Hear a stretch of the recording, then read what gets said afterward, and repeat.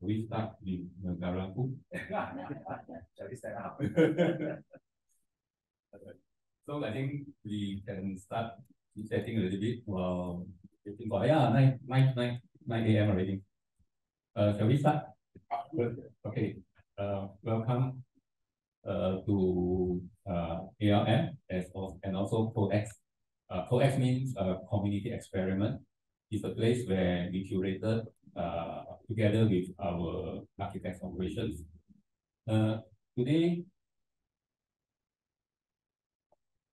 so this will off automatically. Or have to Oh yeah, just click something. close it. Where am I? Okay, talk about COEX. COEX is you may ask what is the meaning of COEX. You can name any co and any X in your mind. So actually COEX is very so-called open name where everybody can call their own. To me, it could be a coffee experience, but yeah, experiment. Or I often want to joke about it is common ex-girlfriend. So any co and any X. So this is very forgiving space where everyone, like today, we come not really for a serious talk, but just for friends catch up and talk about the possibility and just see what we can inspire. Not really so much on the content what I'm talking about. So that's it today as a gathering, and feel free to just chit chat and along the way and feel more comfortable on that. So what is the purpose of today is basically, in fact, this is the second sharing for camp last year about same time. I was also sharing camp. So I try to differentiate it. So today I will dive a little bit deep on non-architecture part of it. So I think since today are almost year end, if you don't to have too many of architectural so-called burdens. Then secondly is that walk around. I think you all can just walk around. This area are actually very small. And the book launch, we have actually published a small books about what we learned in the past 20 years.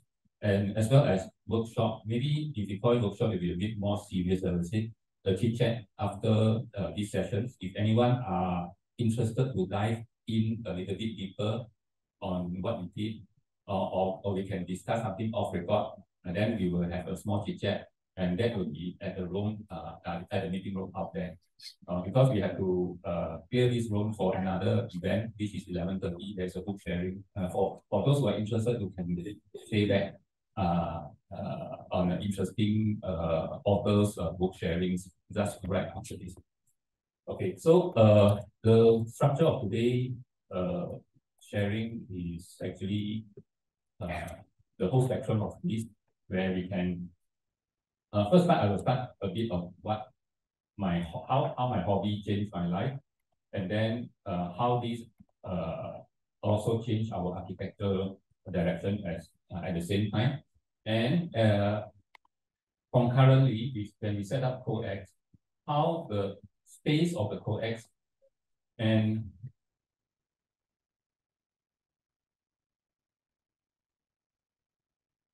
the people around COEX can contribute to this ecosystem, not only change our society and how it brings or give good or bad impact to our practice as well. So the first chapter will be my hobby. Second will be how our hobby lead to the migration of our architecture. And I will focus more on the third part, which is how we contributing back to the city, as well as how the city will fertilize our architecture and our career as well. So the first part, once upon a time, about 10 years ago, I feel quite stagnant in my career, where I need to find new inspirations. And once in the boring afternoon, I was just walking Zhou Tianyang at Burma Road, where I was mind blown by their aquarium and all that. Then that will start my first journey of aquascaping. Aquascaping is not like just to let go feed in an aquarium. It's actually plant a live tree, compose it nicely, and sometimes I treat it as a piece of art, but I'm not working it alone. I have to work with law of nature. I have to anticipate it and not 100% control it. I have to work around the constraint, I have to learn, I have to respect, I have to make it sustainable. So these are some of the nice pictures that, of course, behind the nice pictures, most of the time are actually maintaining the aquarium. But I'm quite blessed that I learned a way, which I learned from nature. How can I do it effortlessly? So these are some of the beautiful pictures. I especially love some of these. Like you can see the leaf is bubbling inside the aquarium. That means the photosynthesis is happened. How if something we take for granted, if you look at the green outside, the photosynthesis happen every day. The air is every moment we take this for granted. But in an aquarium, to make this happen, it takes a lot of effort. Like for example, the photo on top, that is glacier. A leaf is interesting, a white leaf without any roots, and they can just multiply. And when they bubbling, you can see the whole aquarium is in the silver color. It's very nice. Then how we can make this happen is very simple. You have to make the plant healthy, photosynthesis happen. But to make photosynthesis happen, there's a lot of science on that. I will skip that because that will take another 3 hours. And I like the process of it because aquascaping is not only the end product, but I like the process of my aquarium change from time to time. Every weekend, I will go and play around with the aquarium, and every time I play with that, they will change. Like for example, it's 6 of the scenes on the same aquarium, but different times over maybe 6 months and all that. You can see all those. There are some small creatures over there. That is actually a crystal stream, where it's very difficult to keep a crystal stream. And when I keep this crystal stream, I know where the water from our tap comes from. If the water is come from the Lobang Dam, it can survive. If the water is come from our Sungai Dua pumping station, it will die. So I become very sensitive to our water. Then after that, I learned about how to test the acidity and alkaline from the tap water. Now most of our because last time when I do this is about 10 years ago. I'm staying in Bukit Jambu. At that time, I don't know what. At that time, our water supply still come from Globang there, but somehow it changed, so that the whole pool of these crystal stream died because they are growing. They are actually surviving in a very upstream, extremely clean water. They can't accept any pollutions.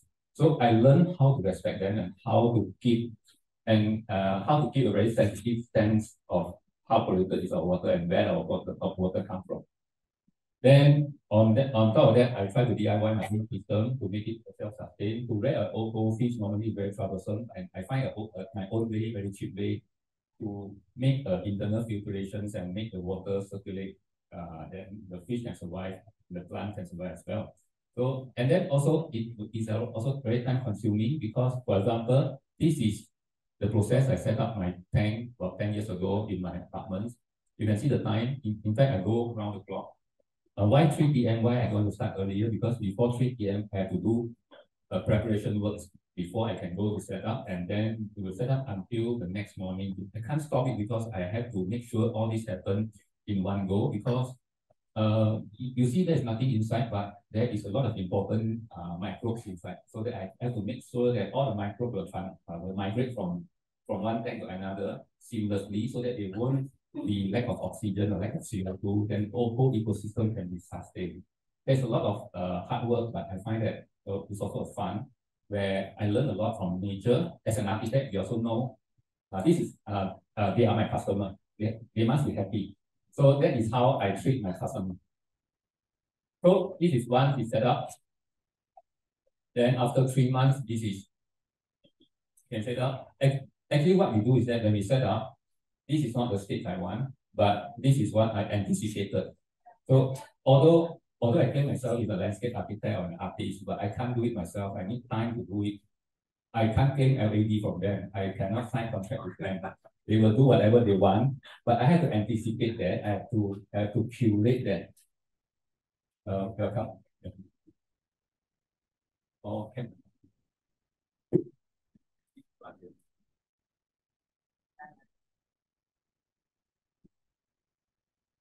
So what I learned from here is how to engage nature.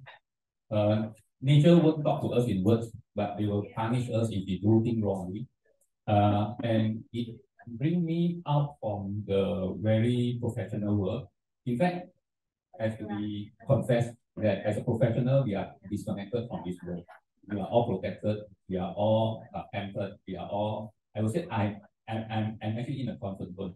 So by doing so, that when the nature punishes us, when I have something to respect, I feel myself that I'm more connected to the natures.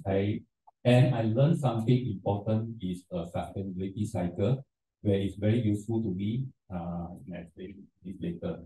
So my second hobby, I torture myself running marathon and Ironman.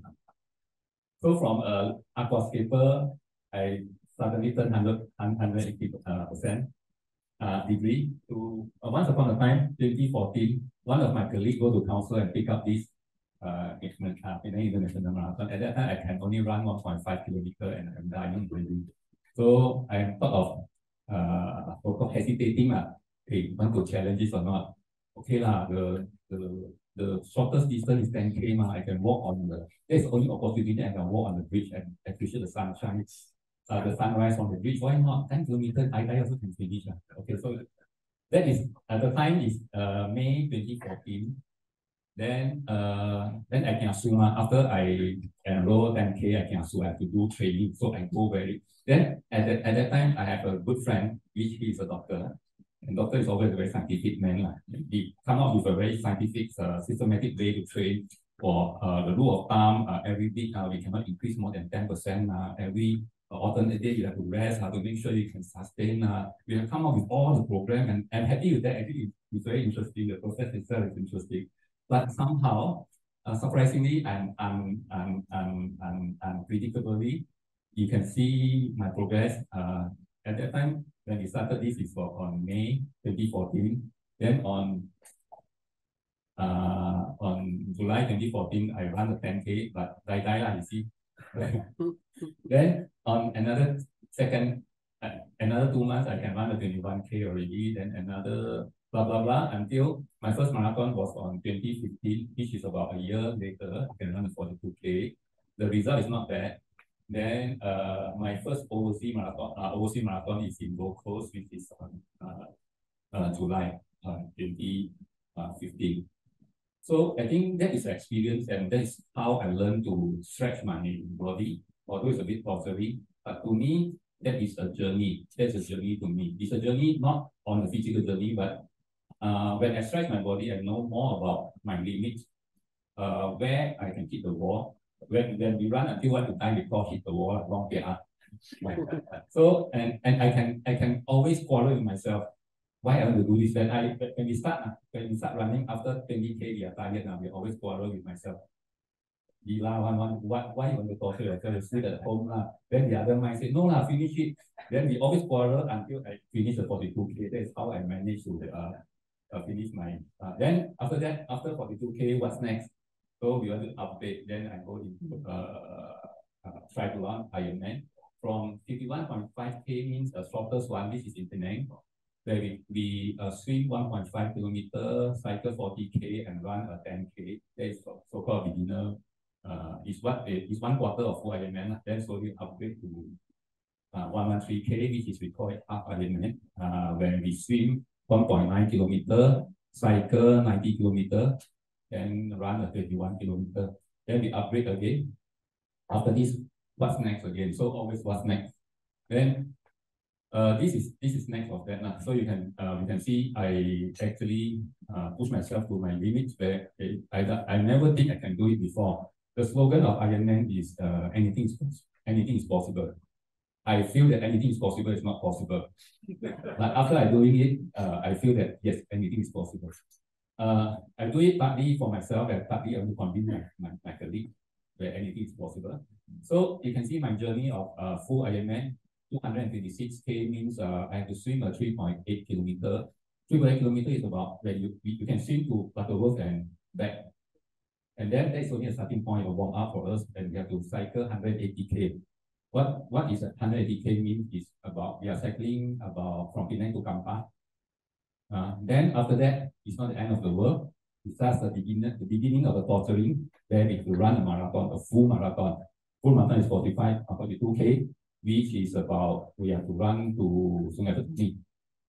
We have to finish it within 17 hours, where which is about 12 o'clock at night. It's like Cinderella, I have to go back to the castle at 12 o'clock. Yeah, everyone is running on the street like Lumbi already, but we imagine ourselves like Cinderella. So, okay, but things not always go well. I participate in 5 Ironman, 3 in Malaysia, which is Langkawi, and the other 2 in Korea and Penghu, where I fail in 2 lah. It's mainly because of accident. So you can see the first one actually the first Ironman is actually 2016. The first attempt doesn't complete because I injured my ankle, broken my ankle just 5 days before the event. Then I complete the second one and third one, because you see the second one and third one is back to back. 2017, there is only 2 months different. It's because I want to buy insurance. I know already when things not go smoothly, I at least have a backup plan. But so far so good, the 2 backup plan work so that I can complete 2 back to back. And then another one in Penghu, I feel because the wind are too strong. The wind is about 50 kilometers per hour. When you stand also, you were blown away by the wind, and I was blown away by the wind in my 168 kilometers. And the next thing, when I wake up, open my eye, I was in the hospital and broken 2 of the teeth. So then the last one, before pandemic, I complete another one, sort of closing the chapter. At least I want to sort of wrap it up, and that is not enough for me, but at least good enough for me to experience from a person who cannot run even 1.5 kilometers to complete a full Ironman in a very torturing way. But I think the process is very inspiring. And what I learned from the process is that this is one of my early swimming. You can see nothing wrong, right? So I'll show you another one. This one I make it slow motion. In fact, you swim faster, but it's much easier. What I learned here is actually slowly fast. We can fast, we slow ourselves down. This is not only in sport. In Ironman, yes, we have, if we want to be fast, it has to be slowing down. In marathon also, we did talk about negative speed. What is negative speed is we don't go all out at the first half. We are like keeping our money in bank so that the bank can generate interest. Then we can spend in our older age. So we call it negative speed. If we go all out, normally when youngsters can assume they will go all out in a marathon. It's just like you borrow money from the bank, and when you owe, you have to pay it back. So what we do is that what we learn from here is slowly fast, where you can be faster when you do step by step. So this is another evidence of slowly fast. You can see my heart rate. I have a habit of record my heart rate every night when I sleep. There is called resting heartbeat. So you can see in the year of 2014, where I start running, my resting heartbeat is 71 beat. And 3 years later, when I do my Ironman, my resting heartbeat is 42 beat per minute. So this shows that we are in the right path. Because why I want to check my heartbeat? Because I want to make sure that I have a good recovery so that I can have good training tomorrow. If today my heartbeat is still high, tomorrow I won't go all out for my training. That means my body is not fully recovered yet. So I feel that with this very low heartbeat, in fact, it actually calmed down myself, and I have more role to play. Why is it like this? Because our heart is stronger. Last time, 1 pump, the blood circulate so many liters. Now actually, we have lesser pump, but the same blood will circulate. Our body is very self-adjusted. When we need more blood, they will call or WhatsApp our heart to pump stronger. So they will respond to it. So once our heart is pumping stronger, that means there's something wrong with our body. So we have to be careful. So this is what I learned. And also at the same time, our lower heartbeat can be trained. We can bring down our lower heartbeat. But on the same time, our ceiling of the heartbeat, our higher heartbeat cannot be trained. That is given. What is the magic number? The magic number is 220 minus your age. If my age is 50, that means my quota is 170 is my maximum heart rate. So if we can lower down my bottom line, that means I have more room to play. So that is what we gain. Then also we are torturing ourselves in very extremely cold and extremely hot. This is a suntan, a very regular suntan after my cycling. My regular training is about 8 hours on the road, which you will be exposed to the hot sun. And sometimes we run in an extremely cold weather also. For example, this is -11 in Korea. So what I learned in this process is comfortably, uncomfortably, and slowly fast. Comfortably uncomfortable. So I want to make my uncomfortable comfortable. That means I extend my comfort zone. We as an architect, we know that there is a comfort zone, right? Normally the comfort zone, let's say for example, temperature.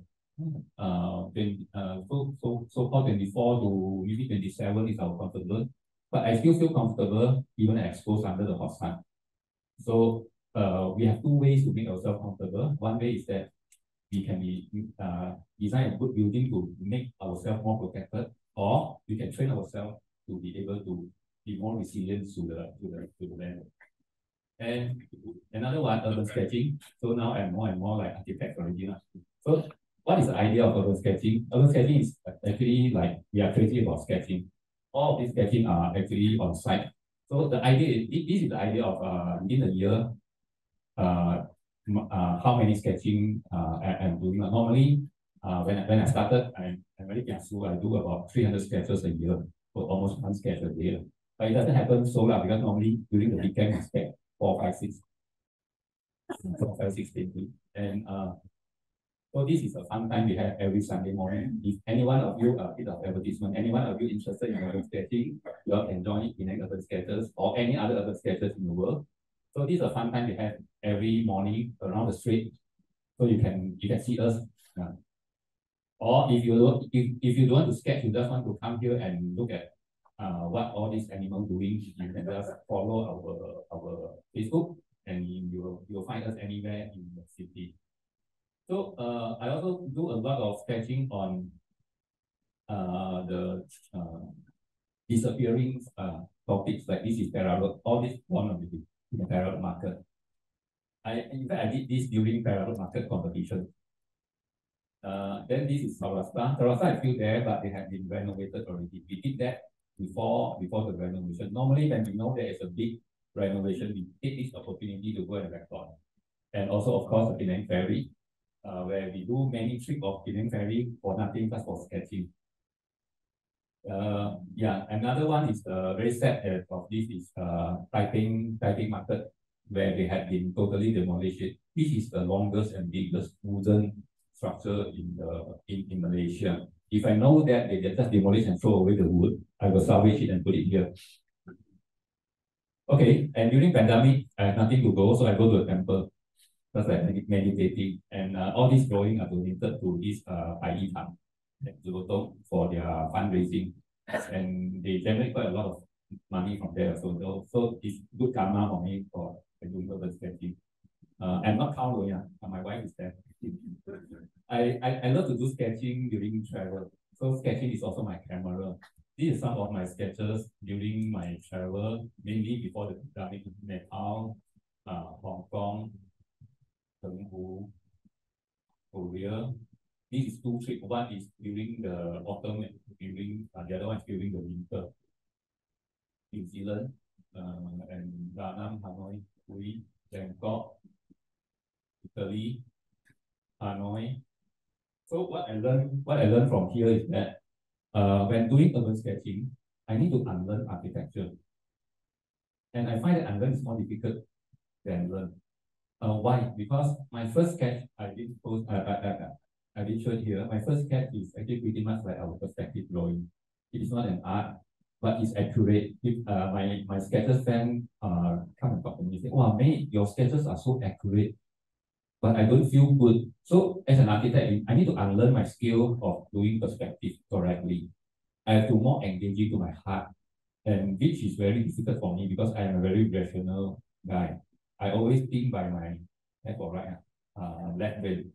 I seldom wake up my right brain. So urban sketching gives me an opportunity to do things unconsciously or unrationally. So engaging subconscious as well as non-linear thinking. We think like architectural thinking is actually a very process-oriented thinking. step 1, step 2, step 3, step 4, then we get that result. That is pretty much predictable. But when I do urban sketching, I find that my thinking process in architecture is actually totally upside down. I lost a track, and then sometimes I can think about the end result first. But doesn't it scary? Then I think backward whether it works or not. Or I can think about 10 of the end results in the image. Then I can test it out, which is the one better path to do. Then I slowly compose the story backward and test it out again. So that will be a non-linear process where I learn from urban sketching. Then coffee brewing. Yeah. I love to brew coffee. In fact, thanks to pandemic, I learned this skill when I had nothing to do. So during the pandemic time, I have a small groups with friends where we gathered at my house of afternoon coffee sessions. This is mainly in between MCO 1.0 and MCO 2.0. When they open up every week, we have friends come to my house. So I think that is coffee is not like just a living thing. Coffee is actually you need audience, you need people to talk about. I think sometimes coffee is not only about the coffee itself, but it's in the conversations that we talk over the coffee, just like wine, just like whatever it is. And that's not enough. I love brewing. So I think brewing is a very therapeutic process. Again, it comes back to chemistry and physics. How we can extract the chemical components from the coffee. And also I feel that I'm a musician because I feel that when I brew a coffee, I'm a composer. What is the taste that I want to extract from the coffee, and what is the character of this coffee bean? Like for example, if later if I have an opportunity, I will brew Ethiopia. Ethiopia is actually very flowery, very strong flavors. They are more to like sweetening and fruitiness.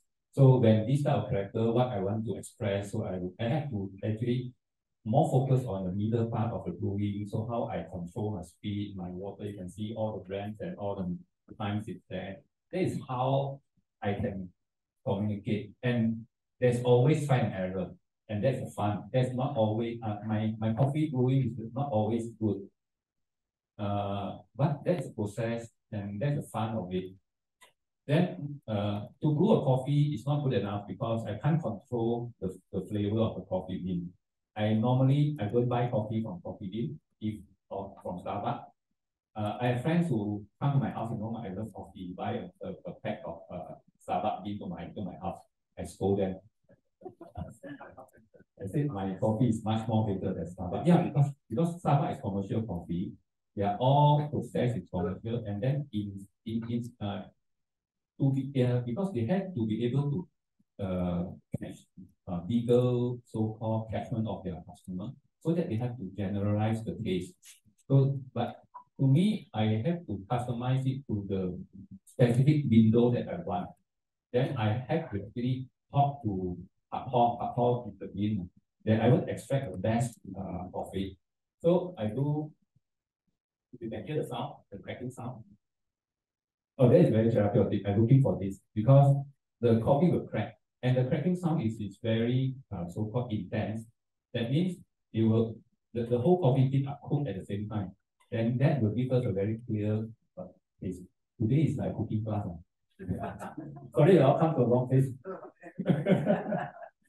So we also roast it by wood fire oven. That will give us even extra flavor to the coffee because wood fire oven is not cooking the coffee by only the convections, but the most important is the radiation because the radiation can penetrate through to the heart of the coffee that it can cook at the same time the whole coffee. Because the problem of roasting coffee is that it will be over roasted at the steam, at under roast or in the middle. So it gives you a very so-called not consistent, not clear taste. But by doing so, it will cook almost the same time. It's just like it's just like all my colleagues are the same standard, the same page. You don't have people are better, people are not so good. So this is the fun of it. What I learned from there is that I start to appreciate what is the sense of aesthetic and what contributes to my happiness. I find this is very relevant to architects because normally architects are only looking at the visual part of it, but we seldom think about what is the experience of happiness? What contributes to happiness? Before I know all this, happiness to me is just by chance. I feel like, oh, this coffee is good, but I can't explain why is it good. And also I can't duplicate it. I can't express it to my friend. I just know this is good. But as an architect, this is not enough. As an architect, we need to capture the happiness, interpret it, and convince our client. So I think those are the part that I learned from there, and enjoying nowness. Many of those things are not so much on the end result, but I enjoy every moment of doing it. If people ask me, you want to drink a coffee, you can buy a coffee. Yes, I know. But if buy coffee, just buying coffee. So whoever shop, it's only the shop will shop because they make my money. But I lost the opportunity of brewing, enjoying the process, waiting for the bean because the bean need to cure for 2 weeks before I can drink it. So I have to like wait, then I can have it. Then I feel the aftertaste. Then today I can tell the story to you. I think that's pretty much different from just buying a cup of coffee. And I find that this is very important for architects because we always looking for end result, but we are less engaging to nowness. So this is something that I learned thanks to pandemic, I have to say. And sourdough baking, I love it. Also thanks to pandemic, that 2 years I do all these funny things. This is a long process. And in fact, over years of the pandemic, the first part of it, my sourdough can actually harder than stone. I can throw a cat. I'm not even dare to eat it, because my teeth are broken. But the whole process is very interesting because sourdough is actually, we have to communicate with bacteria and microbes. It's all about that, and also the gluten from the flour. And how to communicate is just like teaching your children. Because, okay, there are only two simple things. First of all, you need the bacteria to process so that they can release CO2, so that they can bubbling inside. Secondly, is that you have to build the gluten. To build the gluten is like teaching your kids. You cannot overstretch it. To build the gluten, what you need to do is that to stretch it. Just like teaching our children, you cannot overstretch it. The gluten will broken. Your children will cry. So we have to know what is the limit and who tell you. The flour will tell you. So during the pandemic, I'm talking to the protein. So it's fun. It's very satisfying when you see that there's a race and there's an ear. Normally, what you're looking for is the ear because it's raised so that it forces the things to come out. So it's also aesthetically nice and healthy to eat. And then what I learned of the protein and feel the invisible. What is the invisible? Is the microbes. And then I can appreciate nature more. And I also learned that because architects is a visual animal, we always understand the things that we can see. But there's a lot of things that we cannot see, and they can also contribute to architecture. Wood fire oven. I think I'm running quite slow. Hope you all don't mind. Yeah. My trip to Italy before the pandemic, I see this guy and have a wood fire oven. Every shop I go is pizza, until I want to vomit. Then until I appreciate the Chinese food in Italy, even if it's not good. Then I come back, the pandemic again, I do a wood fire oven. And it's not easy because nobody in Malaysia doing it in a very authentic way. A lot of people doing it like using a very simple, just be using brick. But I try to take this opportunity to explore it. And as an architect, we are not always designing a building, but I am designing around the thermodynamic. We are designing for heat, not for human. So this is the end result where after I move in my new house, we almost have a pizza every second week. So this is how fun is it. So the process as an architect, you still have to go. And this is pandemic again. This is fun, and all these. Afterwards, I show you what I really built is exactly. For example, the brick here is exactly the template here is exactly the same. Why I do that? Because the brick is very expensive, so I have to make sure I order the same number of brick. I only order extra 3 bricks. So my wastage is very, very low because one brick is about 5 ringgit, you know. I cannot order 20 like normal construction, we order 5% extra, that's too expensive for me. And then all the method, because our craftsmen do not know, they have no experience at all to do that. So I have to, in fact, all these brick, I do it layer by layer, and our craftsmen actually craft it, each pieces of it, they cut it as a sculpture. And I almost quarrel with this bricklayer, this uncle of 60 years old. He scolded me, he said, "Oh my God, I don't know what. I never work with this difficult customer. You know, the total brick we use is 200 brick. Architect never count brick now. We always say 115 thick brick and plaster at both layers. We don't care about how many numbers of brick, how difficult are the craftsmen who do at the end of the day. But this is very interesting. He said, I quarreled with him. Then I settled down with him. I said, no worry, uncle. I don't pay you by brick. I pay you by day work rate. I buy the brick for you. You do whatever day I pay you. You tell me how much it costs for you and how long hour you want to do. And we settled with that. So this is all the 3D. And all this goes exactly the same brick by brick. I never draw up to this detail.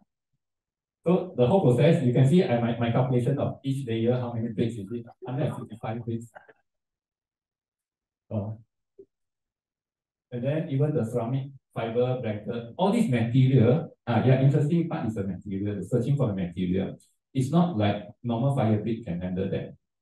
Normal fire brick can stand for 2 hour fire rating, yes, but it just for one time because the brick will crack. But this is a refractory brick where they can stand up to 1,004. They use it for clean, so they are designed for cracks and they can stand for hot and cold multiple times. Most of the brick can stand about 20, 30 years. If you go to Coincidently, can see quite a lot. Taipei, Ipoh also quite a lot. So I use those bricks, but those bricks, where can I buy? Especially during pandemic, I cannot shop around. In fact, all this I buy online.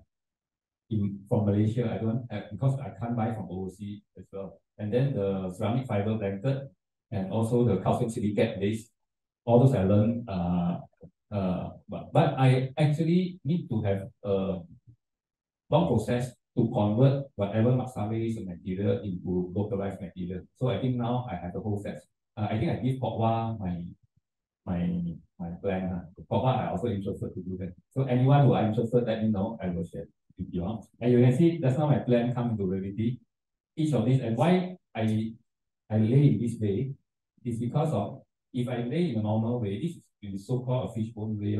If I lay in normal way, somehow the brick, when the brick is not flat, it will stuck my food, stuck my things inside and will be dirty. So this will guarantee that everything won't stuck. And calcium silicate board as a base. The most important of this wood fire oven is insulation.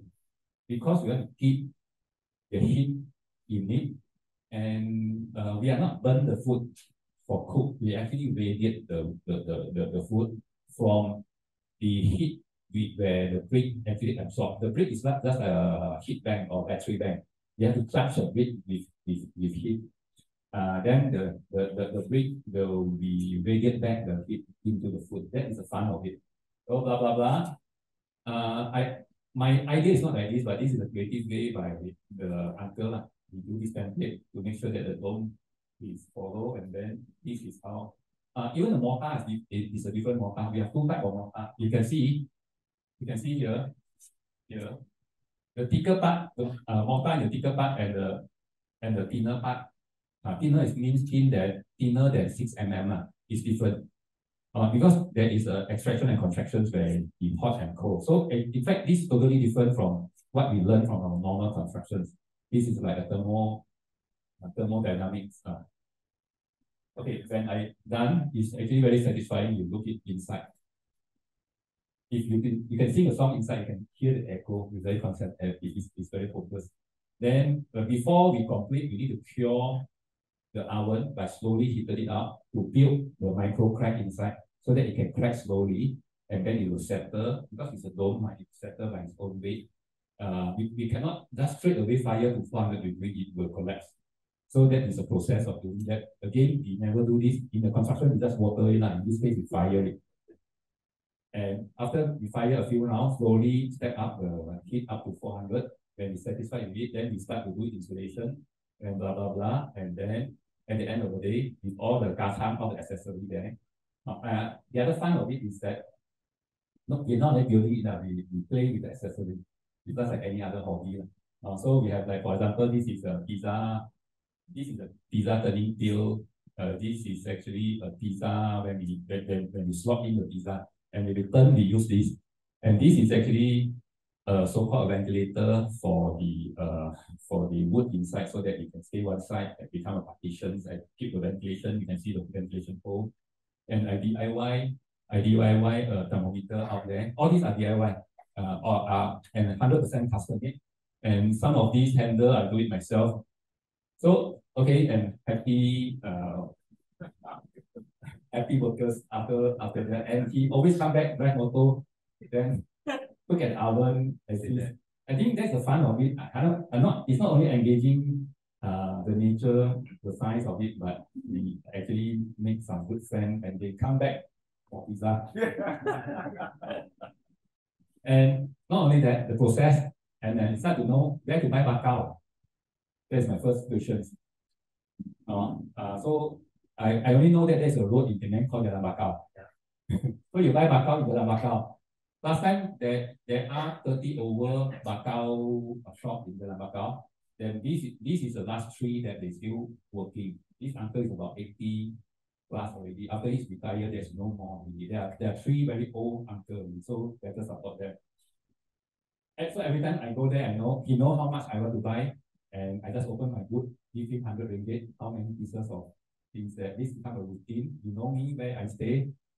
And then sometimes I also collect wood from both sides. We have MBBT cutting trees now. So MBB will be really happy if you have to collect the trees. So some of it I collect back, so that I have less duty. People always ask me, hey, you are the environmental guy, why you want to do this type of things to pollute the air? To me, I have to convince myself that I can't play with it. To me, how I convince it is because if this going to dump into dumping site, it will also pollute the environment. You might as well use the energy so that I can use less electricity and gas. So there is sort of a compensation. Yeah, of course, I have to do my own acts. That is fun time. So what I do is I feel the thermodynamic. Now I have a sense of because normally when we take a brick, we do not know what is the capacity, the thermal capacity of the brick. Now once I hold it, I know already. I take out a wood with the density. I know how much energy it can release, how many woods I need to cook my pizza, and why we need a wood fire oven to cook the pizza. Why you want just to put in the electricity oven? What is the difference? Two different. First, temperature. Temperature of wood fire oven can go up to 400 degrees Celsius, where you can cook one pizza in 1.5 minutes, 90 seconds. You can see the pizza turn brown short of the time lapse. If you do a normal oven where the highest temperature is 250 degrees, you have to cook it in 10 minutes or 15 minutes. What is the difference of cooking it in 90 seconds and 15 minutes? If you're cooking 90 minutes, the external is crushed, internally is moist, because the crust will actually protect the water to come up, and they will keep flavor very nice. Then, if let's say you cook with normal oven, the whole thing is just like biscuit, because it time penetrate. It gives time to penetrate the heat to penetrate it, and you lost all the texture of it. And furthermore, I love to do that with a sourdough pizza. So we add a layer of sourness in it. So that is pretty much of actually bring us back to those very authentic taste. Not really good, but I like the process of discovering it. And that's why that is the end of it, the process versus result, where I really enjoy in this. Second, this part I have a lot of our colleague to help me so that I can talk less. With all these inspirations, of course, it will impact my architecture directions. And I call it migrations of our architecture. So our migration of the architecture is basically from designing a building to curating experience. There is a big change of it. designing a building is normally, as an architect and even have to make sure my building speak very loud. But to curating experience, the end user experience are the priority. So we have to make sure that they feel happy. But in order to make them to feel happy, it doesn't mean that we need to give them an impressive building. Sometimes the building is not important, just to be quietly stand beside, give them a basic element, they will be able to do it and use the building happily. So that is a big change for us. I have to introduce my partner, although Liu. Yeah, we are childhood friends.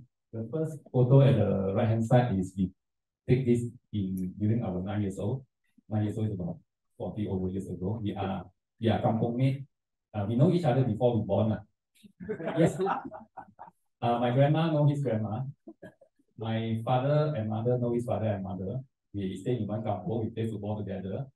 And then he's there. We go. This is still early. You see, our hair is still black. He's still skinny and handsome. So we are glad that our dream and our migration of architecture are supported by our team here, and also our very supportive customer. This photo taken during our 20th anniversary. Can we have some copies of our book so that everyone can hold one in hand? So this is our 20th anniversary. So during our 20th anniversary, we are thinking of we need to do some conclusions of our architecture, what we learned from there, and then we want to record it now. Hopefully, after many years later, this book become antique and everyone will keep some of it. So, but how we want to narrate it? Okay, never mind. Okay. So we come up with this small magazine. I think our colleague will distribute to one of your to every one of you so that you all can hold it. So I would like to conclude our architecture in a way that this is the page by page, so you all can flip through. So from here you can see we started from creating a building, and then after maybe 10, 15 years, we try to think about you have to creating experience. But we find that creating experience is something that's not really relevant as well. So that recently we come up with slight adjustment of to change the creating experience to curating experience. What is the difference of this? First of all, we change from building to experience. That means we are more to from building centric to experience orientated. Second change is actually from creating to curating. To me, creating is something that I want to impose it to you. I say this is right. I create it for the benefit of you. Or this is normal ego architects thinking.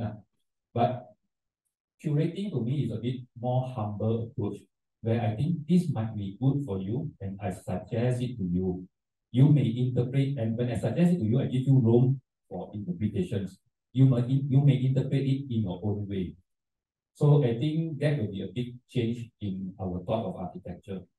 So by having these few principles, we conclude that we learn 4 keywords. So I want to explain this in some of our projects as example. Sustainability. First of all, sustainability. I think this is a project that we secure the project when we move into CoX. We feel blessed when we move into CoX, we receive some walk-in customer which we never experienced before. It's just like supermarket, we open shop and people come in and buy things. The client wife was a helper of our kitchen, our community kitchen there. So the wife come in and see, wow, this is nice. My husband may like it. Okay, then the husband come.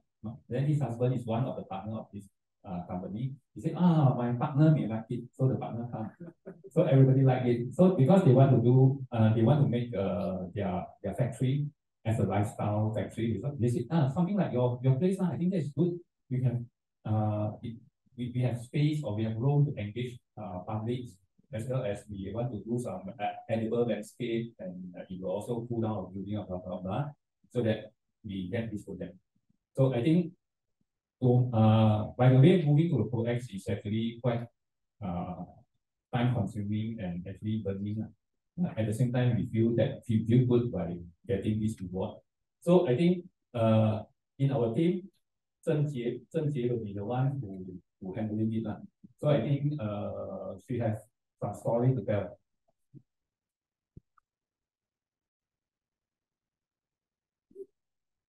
It's not so easy to work with a boss with so many hobbies.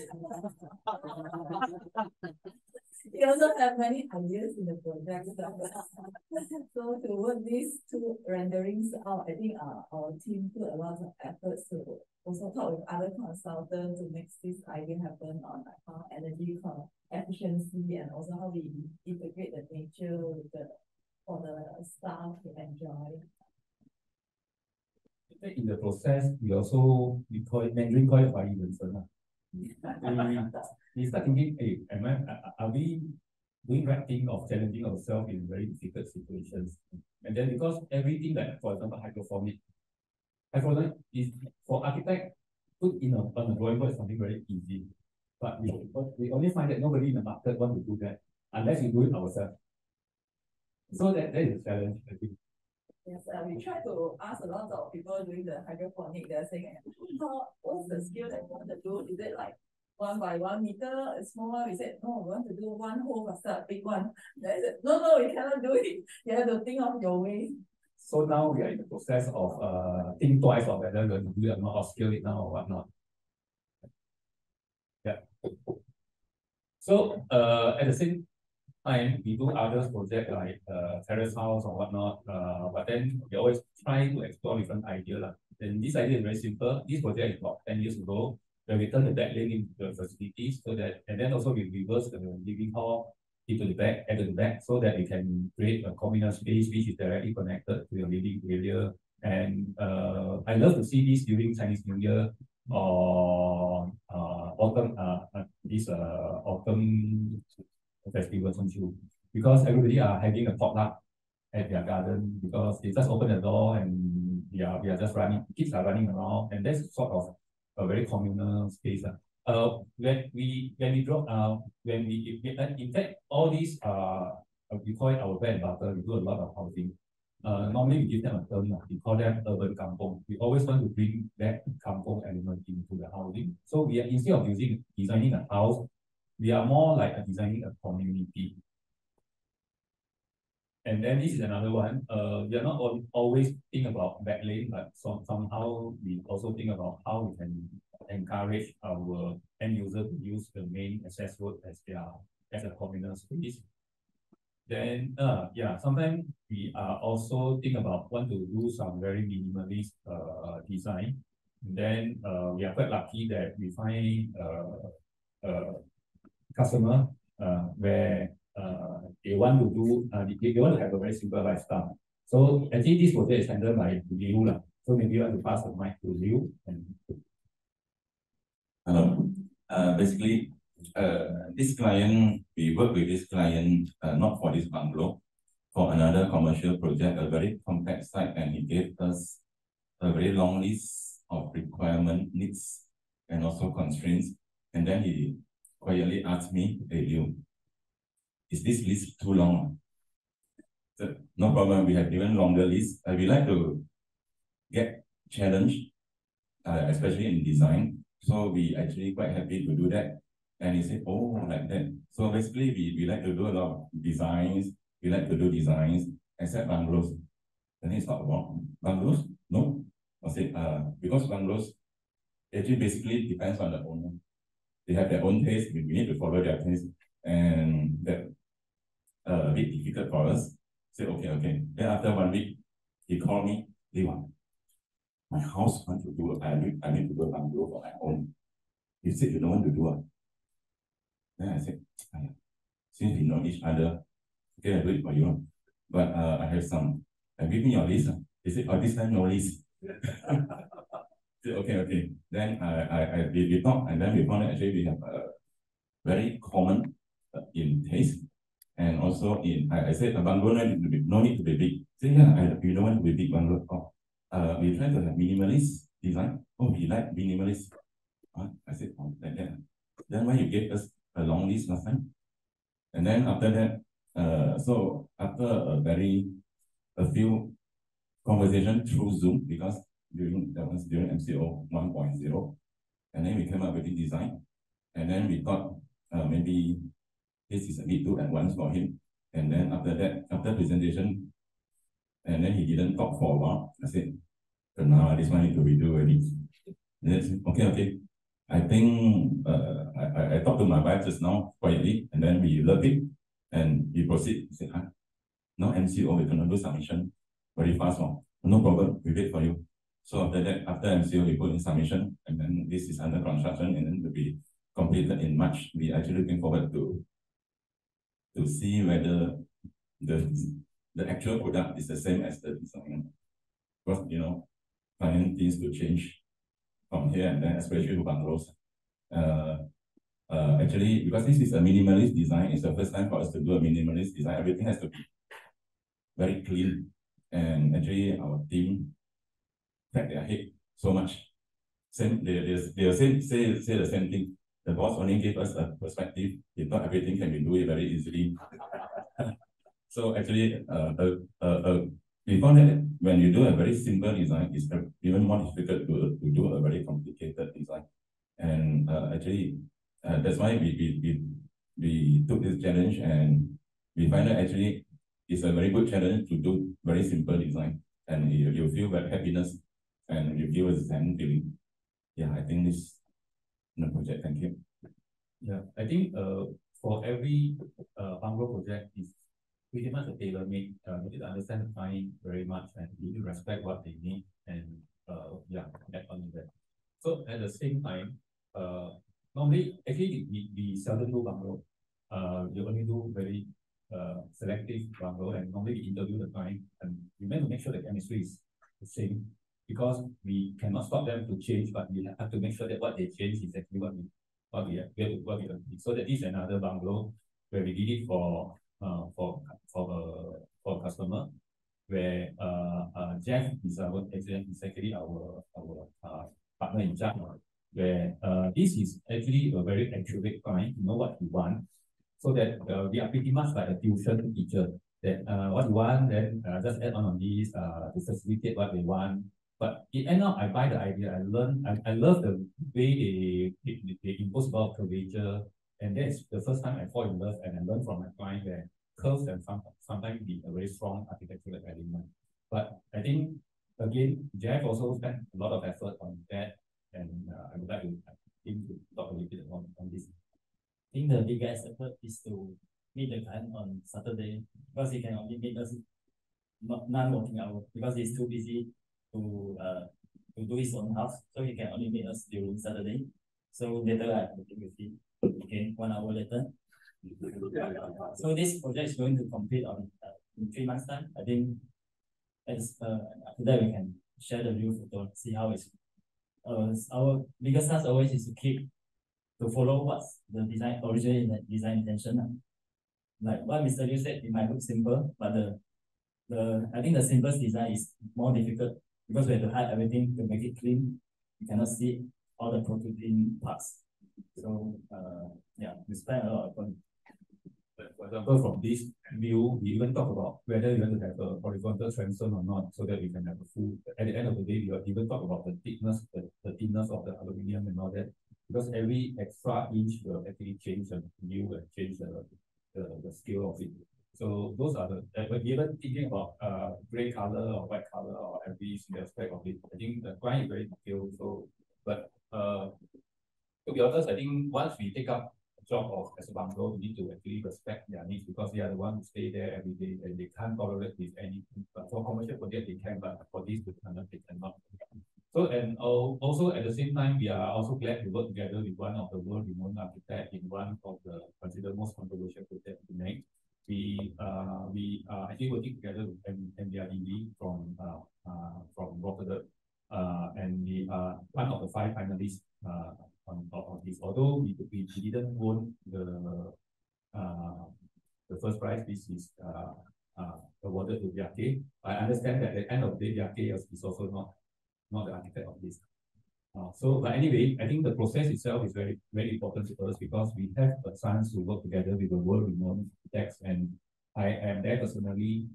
Just right before the pandemic, the end of 2019, that Wuhan is already spread the pandemic, and everybody see Chinese in the airport, like seeing alien, and one of them they thought is from China. But anyway, it's a good experience for us to actually work together with NDRDB. It's mind-blowing. If you all have a chance to go browse NDRDB website, you will see many elements of this office are actually copying, not copying, but inspired by them.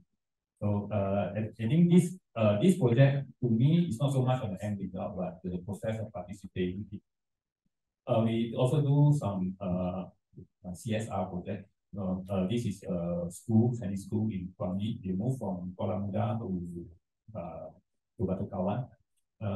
I think I'm a Chinese educated student, and I always know that to sustain a school is very difficult. So what I think of this is that I want to make this school financially sustainable. One is built, then from there forever they never need to donate the money to do donation. They can focus everything, every resource from them to the teaching and learning rather than spend most of the time on getting money and getting fund.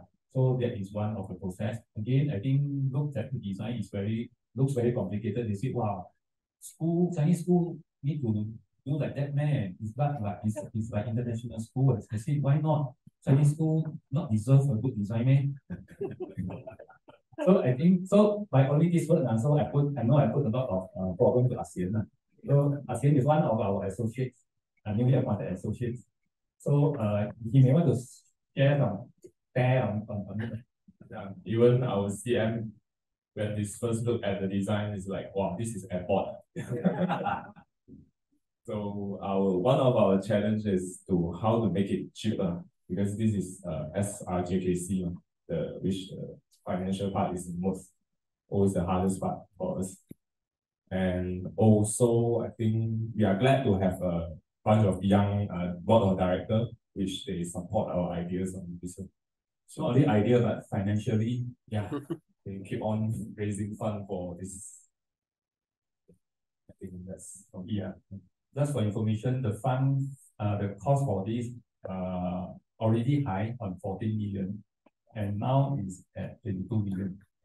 So 22 million means what to us is that we have no way but just to do a good job because we have to answer to all the donors. So that means now we have put ourselves in a hot soup, in a very difficult position. Everybody are microscoping what we do every single break. So in fact, this is free. But we still have to spend a lot of resources on that. I think that is good because I hope this can set up a good benchmark. Then second thing we learn from architecture is impactful. So this is one of our design where is about we already obtained the CCC. And the other one is also our baby.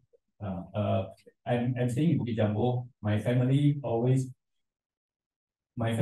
go to Pantai Hospital for treatment. So I am one of the customer, and Pantai Hospital make a lot of money from me.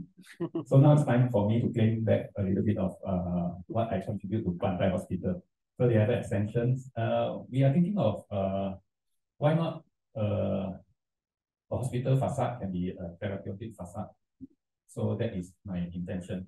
Then again, this will give a lot of nightmare to here. I think this one will also spend a lot of options, and then they go with the client saying that on our design intention of creating this therapeutic architecture.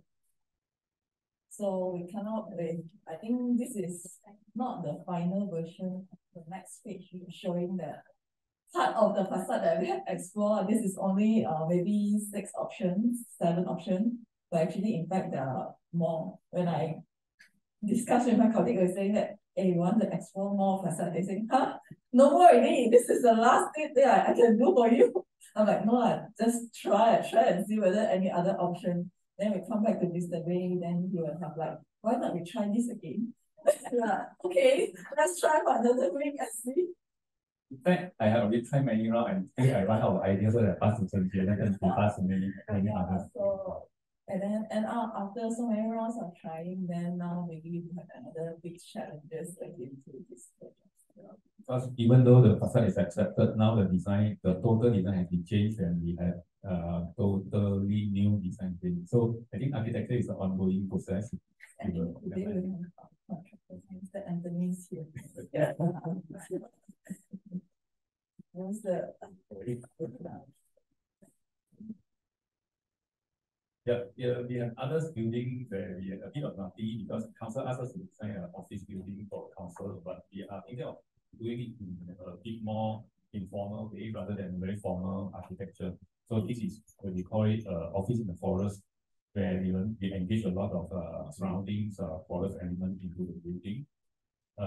This is how, and anyway, this is a landscape department, so that the building should look like a landscape, and landscape should be a dominant element of the architecture. And blah blah blah. Wait, sorry.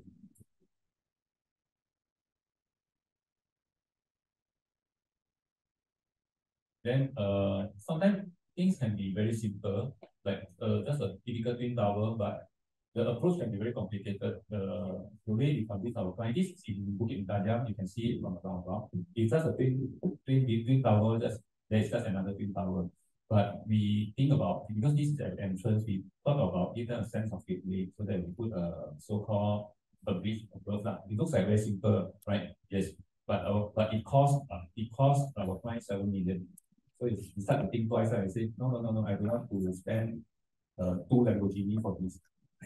So we have to, but if you don't have that bridge, then yeah, this will be just another project. So what we do is that we have to come back and reduce the cost. And how we reduce the cost is that engineer won't be able to reduce the cost because there are certain standard procedures to follow. So what we do is that we go to a craftsman, we go to the foundry uncle sitting there and think about the better solution of this, and then somehow we come up with a Lego system where the expensive part of this is not the element itself, but it's just a scaffolding, the supporting, to crane it out, so that if we can have a good design procedure, then we can eliminate all this. We can save the cost to 4 million, but it's still about 1 Lamborghini. So how I convince them is that 4 million versus 400 units. Every unit just top up 10,000. They will get a lot more extra. So now the bridge is already, the building is already built, and the bridge, center of the bridge is a gym, or is a communal area where you can stand there and see the best view of sunset of Georgetown. You can see far at the backdrop is actually the Georgetown, and that's the sunset over there.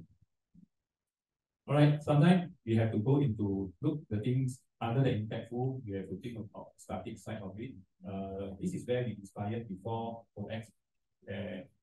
We had a chance to design a cafe where I was appointed as an architect, but end up become a partner of this cafe because the client is my good friend. He said, "Hey, you tell me how much you want to charge." I said, "A cafe is from interior designer. How much I want to charge?" "No need lah." I said, "No need." "Okay lah." Then I convert your fees into a share, so I become part of the owner of this cafe. At that time, we accidentally we learned how to use the recycled material. From there on, before this, we are not really. I love that, but I not really have a chance to explore or dive deep on that. But this actually gives us an opportunity. Why? Because at first, as an architect, we do anything we can. The cost to fit out this interior is 400,000. How many coffee we have to sell to gain back this 400,000? We have to sell coffee for many hundred years. We will never gain back this. So it's not no for business. So what we do is that at the same time, we have a friend factory burned down. So my partner said, why not? My partner is YB Jiaguansai. At that time, he's very famous because he's one of the candidates for the next chief minister, right? So he has a friend of having a burned down factory, said, he said, why not we barter trade with him? We salvage whatever material you have and see, me, you're very creative, you know what to do. I already so, but end up, I also do not know, to be frank, I do not know what to do, but I just do my drawing, whatever I can, and then I'm very busy when I do other things also. The site carry out already. Then one day, my partner called me, hey, you have to come to the site. I said, what problem? He said, you come, you come. So at that night, I still remember 9 o'clock at night, the street is quiet, and they play music by Tân Lee Jun inside. And you can imagine with some echo there. Then I go inside, I feel the energy there. I feel that the material talk to me because we use a lot of salvage materials just like this. The material have a layer of story that they can speak by themselves. It's not like our modern material where they are flat. They are yet to add on to the story. But all these actually composed together with the sound, with the energy, give us a very different experience. And from there onwards, I always bring my client there if I need to talk anything about creative idea. So it's always workable. So, and then from there, I start to think about what if let's say I combine this with our workplace. So that is where it first inspired us of what we are to do co-ex. Very fast, we also at the same time, we also do some restoration for Jiagong C. And then, yeah, this is another long story. In Turf Club, there's one piece of land next to Jason. They want to build, and you know the land cost there is very expensive. It's about almost 1,000 ringgit. But next to it is a rich man, Taman, and Kia, wherever every but the 3 times saying there. They don't want any high rise to be built next to it, but the land cost is very expensive. So what is our solution of this? Our solution of this is actually we call it low rise, high density.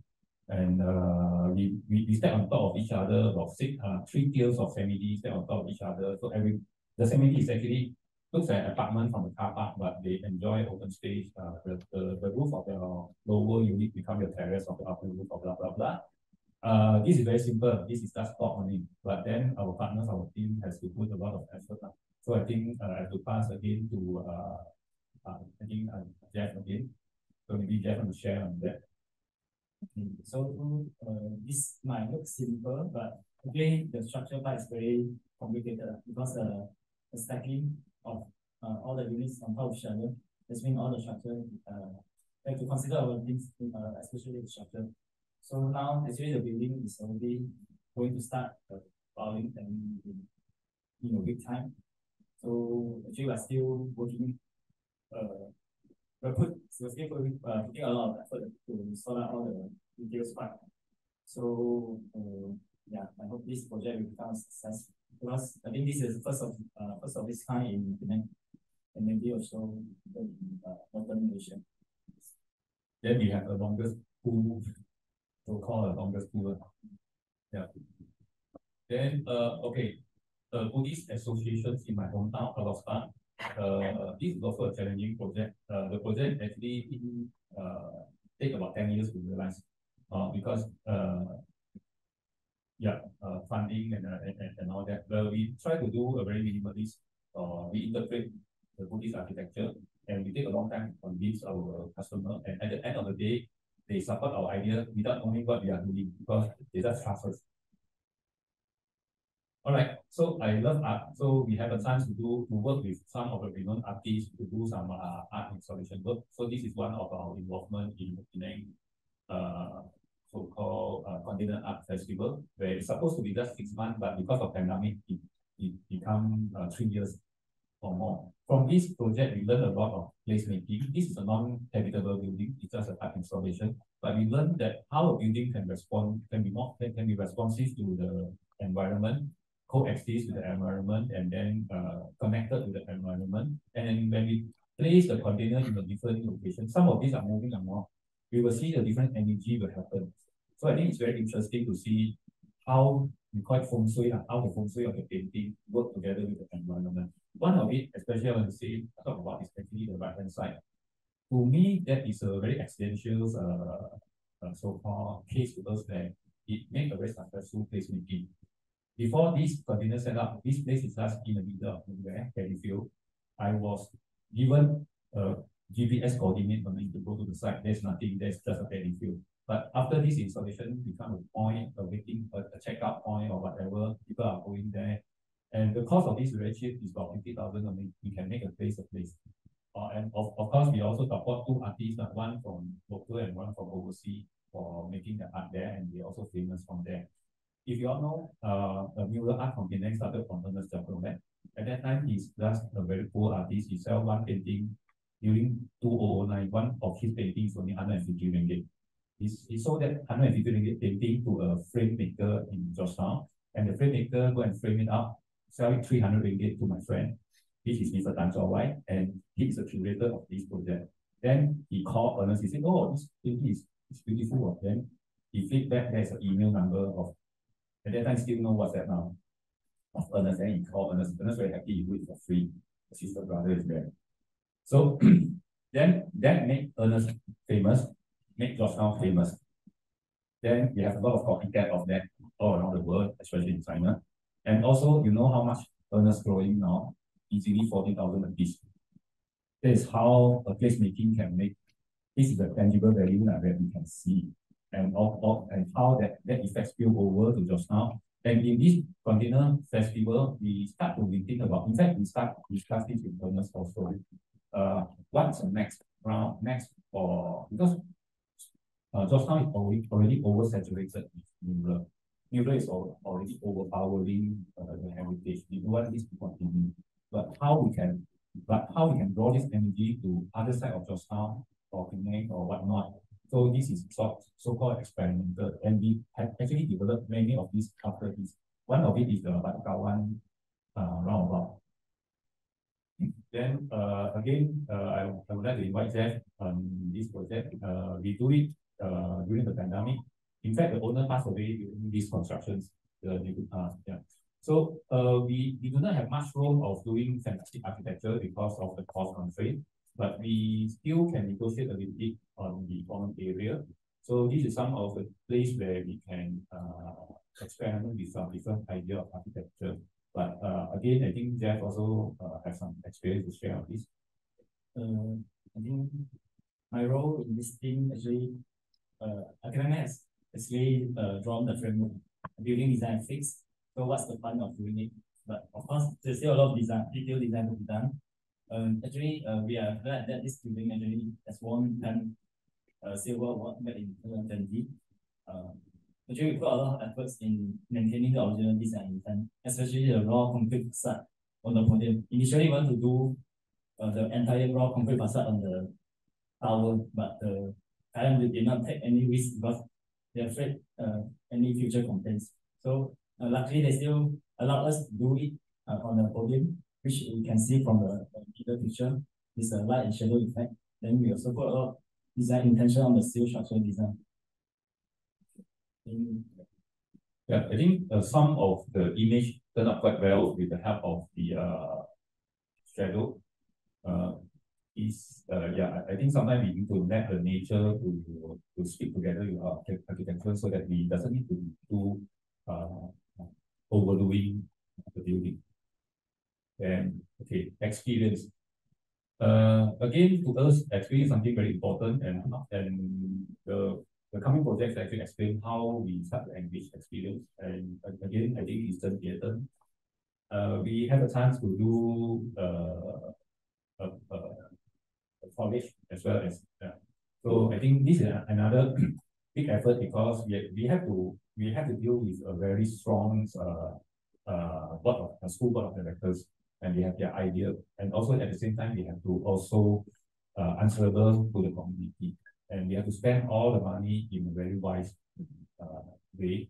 So we are sort of like finding the best balance and try to push a little bit, but still have to be careful with a lot of considerations. So maybe Jay can share a bit more on that.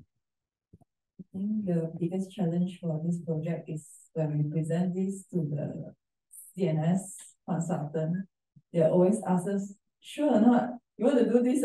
Can I?" I think the next slide on the facade is what we are. And then the facade part is what we are trying very hard to discuss with the facade specialists, with the engineer, and all try to convince them, saying that these things is actually workable, and then we try all our ways, even though we are not the pro in the CNS, we are trying to explain our concept, how to do it. Maybe you can try this way or not, then we will do all the calculation and say, maybe cannot. I said, can lah, you try and see. maybe using this way reduce a bit and then freestanding can or not? They said, wow, you say very easy, oh. We said, can one, can one. Then we have to trust ourselves, saying that this thing actually workable, and then convince them to try to work on it, and then end up they really maybe get brainwashed by us. They say, okay, maybe can. Then we will try to do it. So we are working on this. I'm also quite looking forward to see this. Then if you look at the upper right-hand corner, it looks like the pasta is very so-called complicated. But it's not because if you do it complicated, our life will be very difficult. So what we do is that in fact I derive a formula of doing that. What is the we call it parametric architecture. It's actually a sort of a program. What is the sequence of the size increase from one side to another, and what is the rhythm of it? It's actually we come with formula so that by doing so we can actually sort of mass product the material. Then this will bring down the cost. Right. Again, we also think about want to make something. We are always on the spoil the market. I understand that this is a Korean factory where client like our maybe afterwards Liu will share this now. But anyway, client like our projects, our design, but they don't accept it because it looks nicer than the headquarters in Seoul. So I would like to pass the mic to Liu. See what is a painful experience of this. Yeah, this is a factory project. Actually, it's an extension. Because the existing factory only utilize, I think, 60% of their land, so they'll just have a small a portion in front, next to the road, the main road. So they ask for a design for an office, warehouses, some other canteen facilities. So they asked us, and then said, "Oh, this is a factory." I have to tell you frankly that we are not the factory specialists compared to other architects in Finland. You know the names. They said, "Oh, we know because we have researched your office, and we found that because we're actually not building a factory, we are actually building office building for the factory. Although it's next to a factory, but it's zoned as factory, but it's generating office." So we assisted. So okay, we accepted, and we started to do the design, and basically we make the office as the experience of going to the office is like you want to go to one floor, and one floor is not normally we go by lift or staircases. In this case, basically you just need to walk a ramp in the center, which is rotating. The center is a garden, so you can actually like walk 3 floors, but you won't feel you're actually walking up to 3 floors, and you get the experience, and the center become the communal area for the staff to have informal meetings and so on. Then we have a lot of greens. You can bring natural sunlight to reduce the energy consumption, blah, blah, blah, blah, blah. So we come up with a design, and they are very happy. And then one day the CEO came to the CEO from the HQ in Seoul came to their office in Batu Kawan. He saw the perspective, the animation, and then after that, our client called me. "You have sad news for you. The CEO doesn't want this design to be done here." I said, "Why?" "Oh, it's nicer than the HQ." It cannot be nicer than HQ. So this challenge, we have to review the design, and we are actually redoing now. The challenge is we have to make sure our building is nice, but at the same time, it cannot overshine the HQ. This is one of the very challenge, and I think it's one of the big challenge for the architect to make a design not that nice, but it feel nice. Thank you. Then next project, talking about experience, is our playground. We move here. I will dive deep on this on the next chapter, so I will just go through very fast on this. So this is So and then before I go into that, since we are on this slide, this is CoX is actually I will call it a full creative space where it's not only us, although we pay the rental of this entire area, but at the same time we actually make this as a village of creative people. Then these are some of the so-called our villager. So other than our office, AR office, we have after that if you all have time, you can feel free to walk around. At the end of our factory, at the end of this, at the start and corner of the car park, you will discover a growth puppet shows where we call it Ombak Potegi. This is a very interesting organization for youngsters, and they reinterpret the traditional growth puppet shows into a local element. We have Malay, they are even speaking Malay. They have one of the script is about Hang Lipo. They have localized our content. The other one is that on above of this we have Wrong Policy. Actually, two of these space out there is our meeting room, but we know we are not using our meeting room during the weekend and after work. So upstairs we share it with our Wrong Policy. So they are more to like social activities type of curation of the books, and they create a lot of meaningful event also engage publics. So that is the Rock Policy, and we have the at the end of this far corner is CTI Penang studio, as well as a Book Island independent bookstore, and also a pop-up exhibition space. And there are three others small shops on that is actually we call the first one is the this one is the Silk Road Gallery, where they exhibit the shipwreck discovery as well as incense. The third one is the Dream Burger and After This. After this, if you all have time, you can feel free to walk around. And then this is a fun page of books, if you can have a look. Then this is about that. And to skip that before, because in fact I feel KJ, but she is busy around up there. She's the editor of this book, and after when she come in, I want to speak a little bit about and KJ is actually an architect, but she is more focused on community now, and as well as the editing of this book. I will get her to share after she come in. So the third and the last chapter of this is actually about how our architecture can actually how our moving here and our curation of codex can benefit our community, and how codex can benefit us as well. The first one is why codex. We have moved from a very comfortable commercial office from E-Gate to Kinbus Depot. Then, as I mentioned earlier, it was inspired by one of my earlier project in Pudang, which is started about 10 years ago. Then this is the meaning of codex.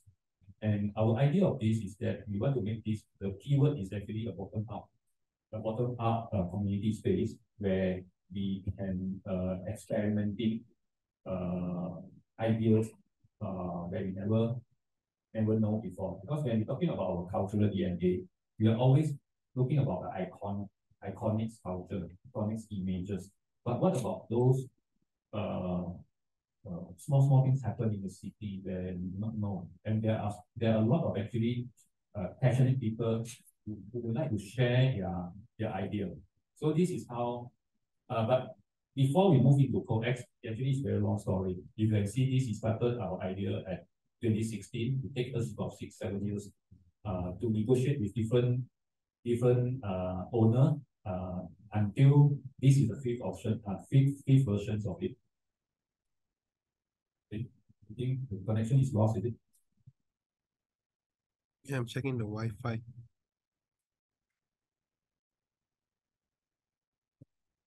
think your Wi-Fi. Okay. Your Wi-Fi, right?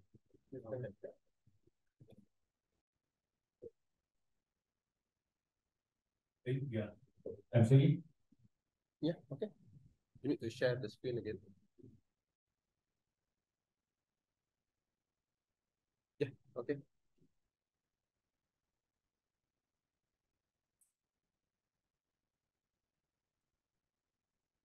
Alright. So our version 1.0 is at Bukit Jambu.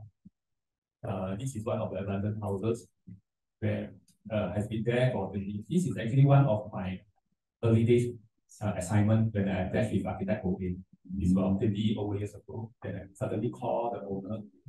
I still have his number after 20 years. I said, wait, what do you think if I turn this structure into my office? And this is my idea. He said, yes. Right. At the end, it doesn't work because of the state government doesn't allow us to convert a residential building into a community space. And the second one is just opposite the place where we negotiate with USM of this piece of land next to Indy College.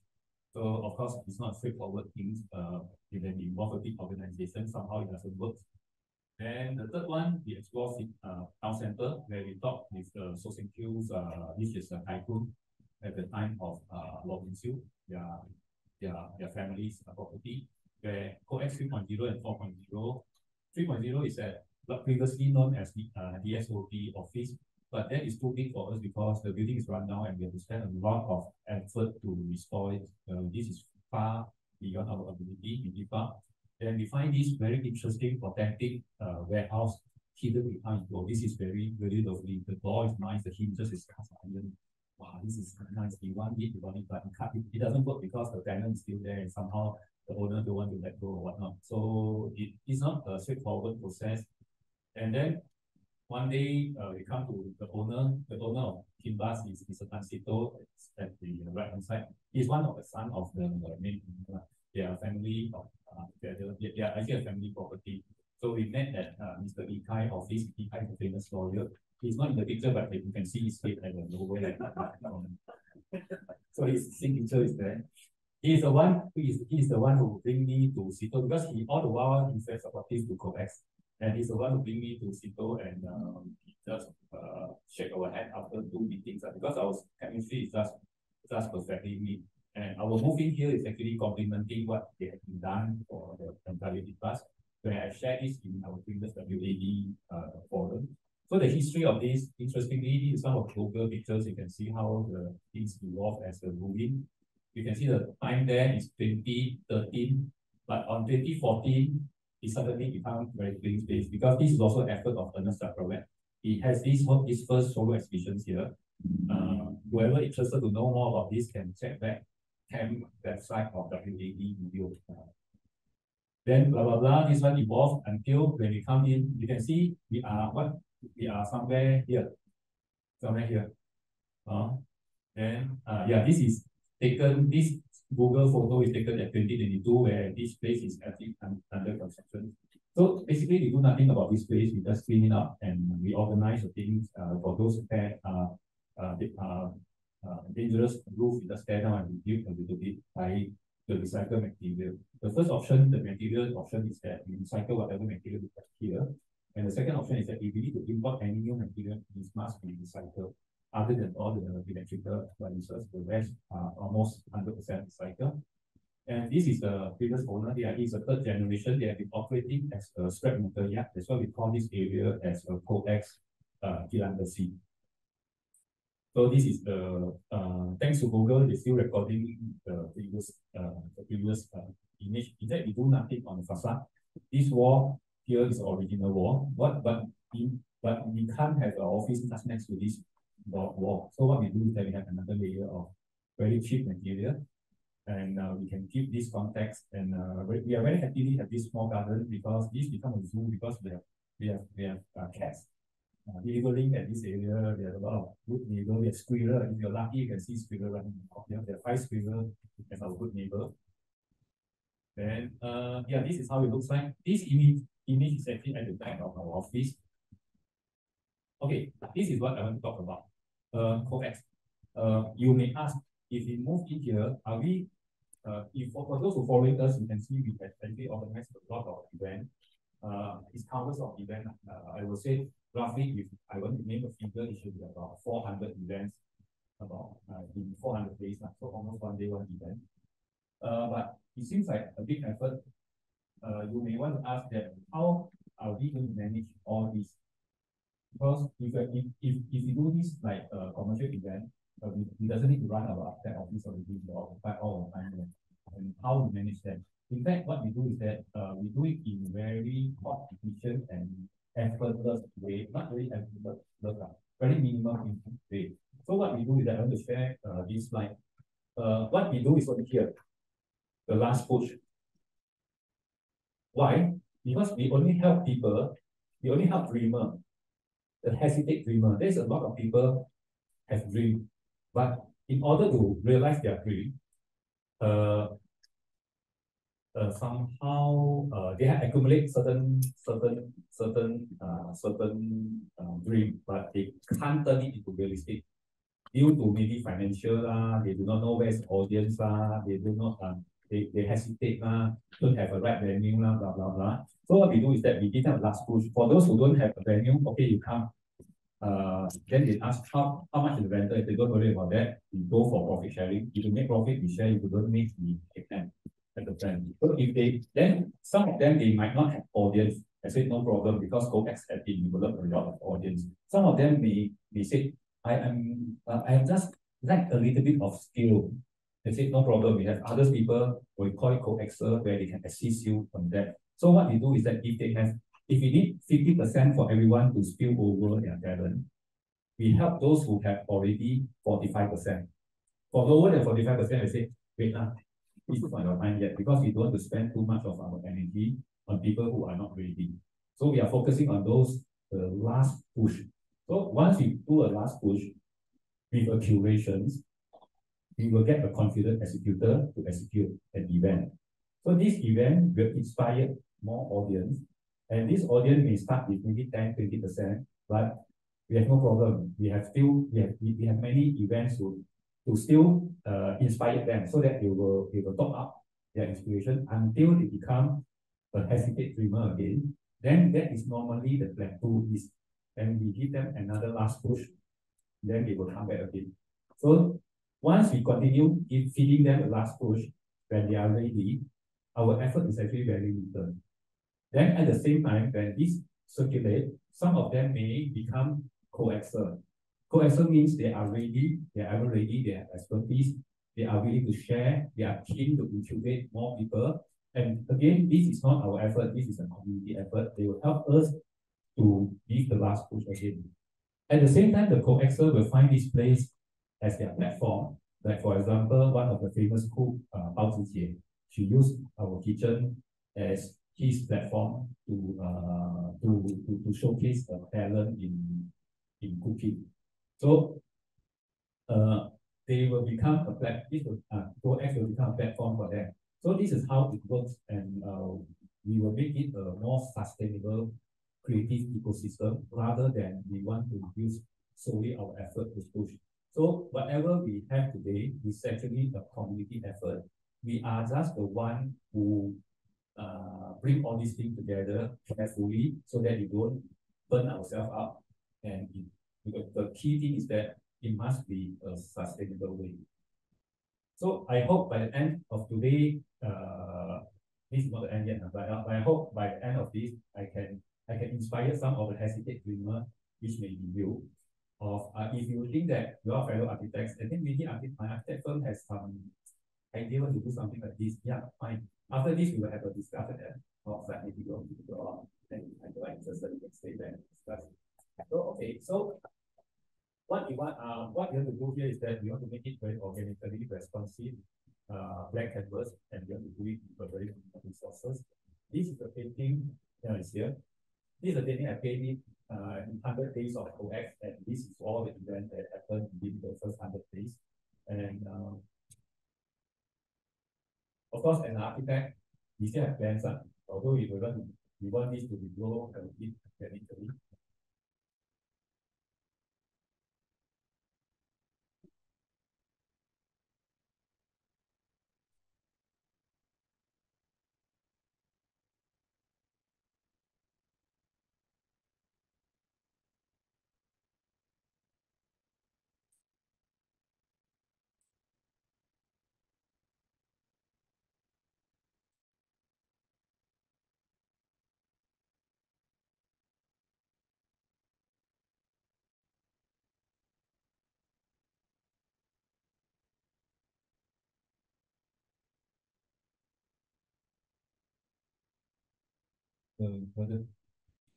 Yeah.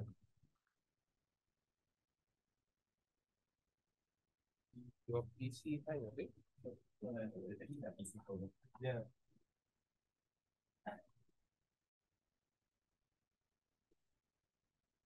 Yeah, okay. I think need to reshare the Zoom screen again. We share the Zoom. Yes.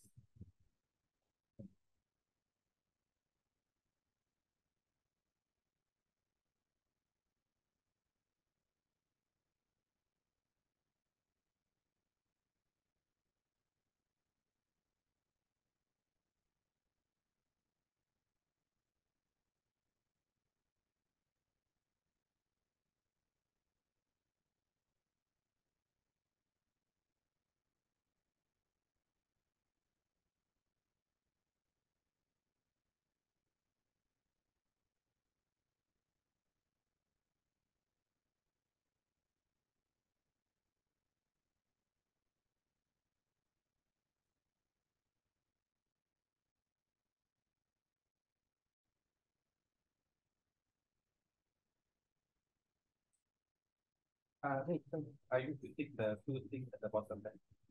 Yeah, I'm going to share a video now. Okay.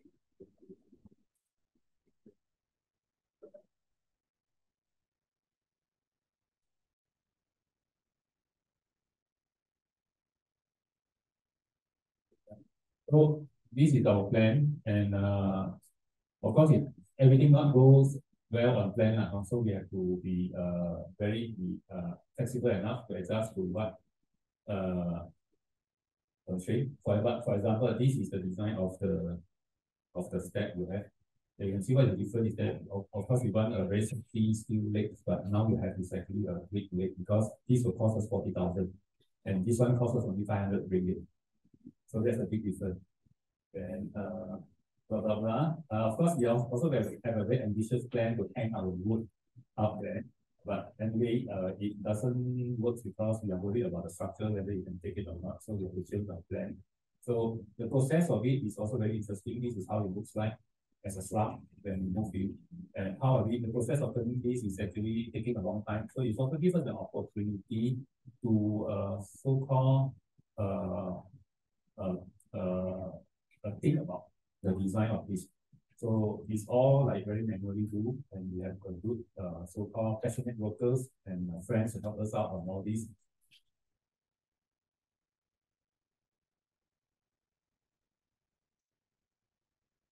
Then yeah, this is the happy. He is the one. Actually, is the one who do all the recycle pine wood, the smaller pine wood, and the bigger one is done by another workers. You see, we want to do a load test, so we don't have engineer. So this is the human worker. The worker said, "Don't worry, I will stand up and go to you." Because why? Because 2 legs is actually 6 meters without any other support. So whether I say whether you can take it or not, I say no problem, come and dash it out. Then the happy owner want to try to drive this with the forklift. The capacity of the forklift is 2 tons, and this table is exactly 2 tons. So it's very stressed to the maximum. And then this is the first day when we moved into this office.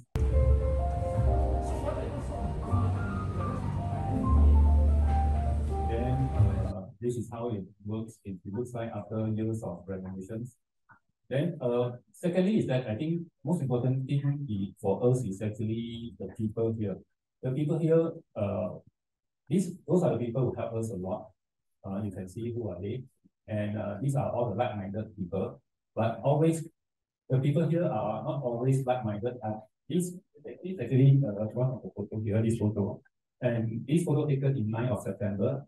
You will always remember the day where we first day moved in here. This is our first round of our supporters. Now this group of people have been growing multiply, and we have more and more of them. And people here are not always like-minded. People with different opinions is also here. You will see in next picture of who are they. Oh. Sometimes we have also sad story. We have a passerby. He is an architect from Tainan. He operates a very interesting architect firm. We call it Buffalo Studio in Tainan. I promised him to go and visit his studio one day. But after 2 months he left here. we also left this work. So sometimes we have to do things immediately when we want to do it. And we met a lot of new friends. And these are some of the very important people from China who are all the famous pacemakers. Like for example, Wang Longwen. Wang Longwen is actually operating one of the biggest creative districts in Taiwan, Huashan. So I think we have a chance to meet all the great people here without going overseas. So even she is actually a master of all the placemaking in Taiwan started it. She also helped a lot in Malaysia, and she purposely spent some time with us, me and Mr. Tan Sito, and exchange idea about how to make things better. Then we have a lot of she's a lecturer from NUS, and when she dropped by here, she actually wrote quite some article about COEX and also Indus as well. So we have quite a lot of people who are supporting us. Then we have also people where they are hesitate, but when we give them opportunity, they will do a lot of magic things. Like this is the one I would like to share. This is the audio.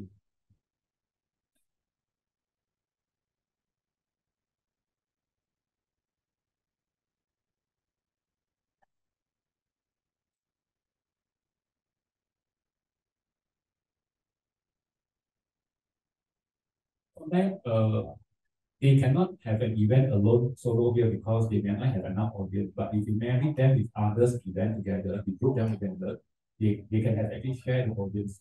So this is one of the KL people they playing Australian Aborigines instrument here.